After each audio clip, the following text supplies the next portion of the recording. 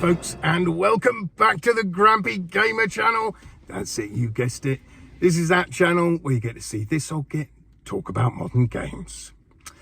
So for today's in-car comments, well, finally we've got another release date, and hopefully the last one this time, for Madison VR. Now, there was a little bit of confusion yesterday. By the time the news dropped, it was too late really in the day for me to do a video on it, so I thought I'd wait until today. But there was a little bit of confusion, as I say, of what day it's being dropped on, because first of all, I saw it on Steam. It was said it was going to drop May 3rd, which is a week today, next Friday. Then I heard it was May the 2nd, but thankfully I had it confirmed from Perp Games that no, it is coming out May the 2nd, and Steam's now been updated to say May the 2nd. Now, me personally, I was really hoping, heaven's sake, I'm making words up now. I was really hoping that because of all the messing about with so many release dates they've given and then they've had to delay it again, I was hoping yesterday they would just say, right, that's it, guys, it's out tomorrow. But no, we've got to wait another week. So, you know, but I am seriously, I'm trying not to get too excited about it. You guys know, because I've spoken so many times about it, how much I'm looking forward to this game. Apparently psychologically, or they did a psychological test on it or something, where it's the scariest game of all time. So in VR, it's just gonna be insane, I'm sure. I'm so looking forward to it. But there is a little bit of me that thinks, don't get too excited again. You got really excited last time, old chap, and look what happened. So there's a little bit of me that's saying, don't believe it until you see it. However, I have cleared my diary for next Thursday and Friday. So that's it. I shall be, well, you will see me, but I'll just be streaming on my Twitch channel. Now, obviously, if you want to play through this game, I wouldn't advise watching me play through it if you've never played through it before, because you're going to get loads of spoilers. But just to let you guys know, I will be streaming it as soon as it goes live. I shall be streaming my playthrough on my Twitch channel, Grumpy Gamer VR, all one word, all lowercase. If you wanted to watch, you know, you may have played the flat screen version and might not want to get it in VR, whatever, or you might be happy to see me run through it and make an absolute fool of myself as I put my pants. But anyway, there you go. I'll be streaming it as soon as it goes live next week. Now, last thing I want to talk about today. Poor crikey, heard some pretty shocking news yesterday. I did mention it on my Facebook page yesterday, that it looks like Fanatec are in real trouble. And it looks like they're now going into bankruptcy measures, I think, to try and stop them going bankrupt.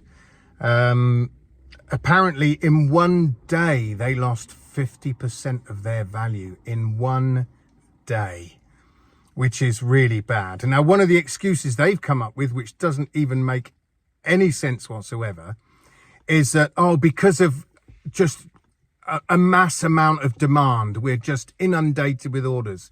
Well, that's a good thing, isn't it? That's surely that's not a bad thing. That can't be what's caused all this, that you've got so many orders come through for your kit that's causing the problem.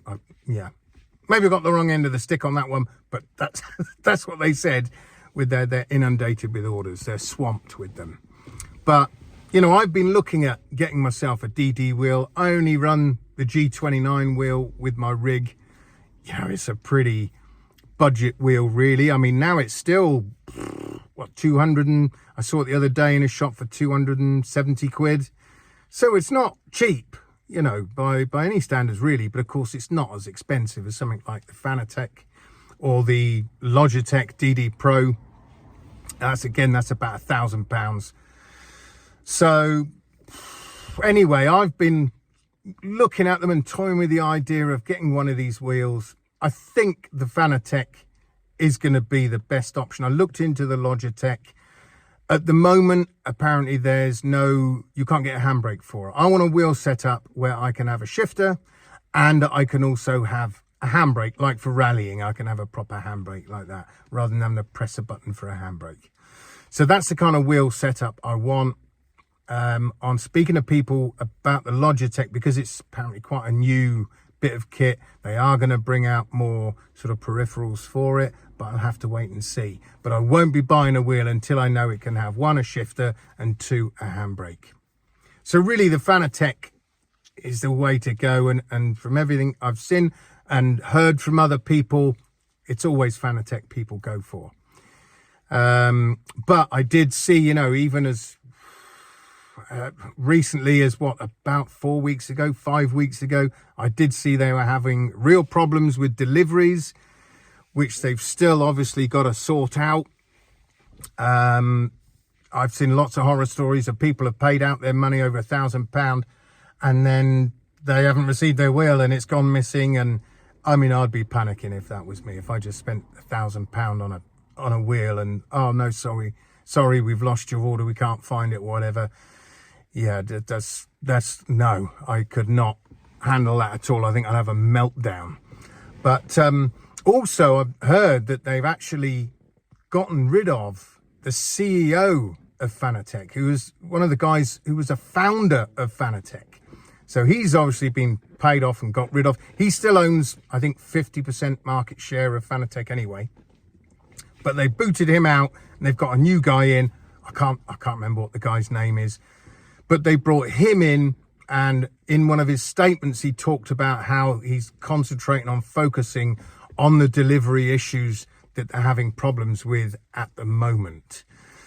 So, I mean, I'm hoping Fanatec doesn't go, but I am not looking to get one at the minute. I'm going to have to wait until I see further down the line that they're rock solid again and deliveries are no problem. Because when I put that amount of money down, I want everything to be plain sailing. I want that wheel to turn up no problem. I do not want to be getting the headache of not knowing where it is. And no, I don't want any of that at all. So it's going to be a while, I think, before I upgrade to a Fanatec wheel. I mean, I can't really say that, oh no, don't order from them at the minute, because that'll probably make the whole situation worse. If everybody stopped ordering from them, then yeah, of course it's going to make the situation worse. But for me personally, I'm going to be holding off. I'm going to keep an eye on things. So it's more than likely be sometime next year, hopefully, where everything's settled down. I hope, and they haven't gone completely bankrupt and disappeared. I'm hoping they're going to be able to sail through these rough waters. And like I say, some point next year, I'm hoping to be able to pick up one of their wheels then. I think for me, you know, I'm not a massive racer. I only race a couple of times a week. Said to you before, I do so many miles during the day. Most nights when I get in, I just don't want to be getting back behind a wheel again. So I tend to do the majority of my racing early Saturday morning, early Sunday morning. So, like I say, I'm not the most fantastic racer. You might have seen some of my runs that I put up recently in the Mazda 787B. Absolutely love that car. Anyway, so because I'm not really a massive racer, it is a lot of money for me to put down £1,000 on a wheel, you know, and I still have to justify it to myself. But I do want that more authentic feel than the G29. You know, people have said it's a bit clunky, and yes, it is a bit clunky. Sometimes when it works, you can feel it clunking about inside, but it is still a great wheel. You know, it still gives me the important feedback to let me know if I'm losing control of the car, if it's slipping and sliding all over the place. So it still gives fantastic feedback, but I do want that more authentic feel, just for even more immersion. I mean, as you know, guys, I'm a massive advocate for immersion in games. I want to be able to get as immersed as I can in VR games. I mean, even to the point, and I would say you got to try this one out. If I'm driving the open top sports cars in GT7, I'll put a fan in front of me blowing in the wind. That sounds crazy, but trust me, even that adds to the immersion of driving an open top sports car. Might sound crazy, but I know lots of people do it, and it does work. Anyway, folks, I'm just rattling on now. So I hope you all have a fantastic weekend. I hope you play some fantastic games. And until next time, I shall see you guys on the other side. Adios.